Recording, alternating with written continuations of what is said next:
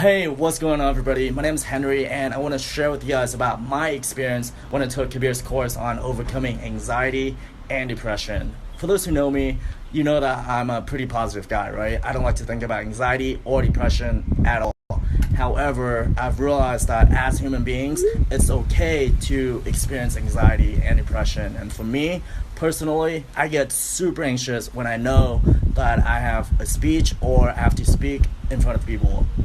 When I'm in that state of mind, I use Kabir's techniques and methods that he's taught in the course to give me more clarity, to help shift my focus. It's like Kabir has this crane of knowledge and he uses it to lift me from this hole that I'm in and puts me into a much more positive place. So if you guys are considering, I highly recommend investing in the course because I believe that one of the best investments you can make is in your mental health. So I hope that this course makes a significant impact in your life as it has done for mine. So I just want to say thank you, Kabir. I appreciate you, brother, and thank you again.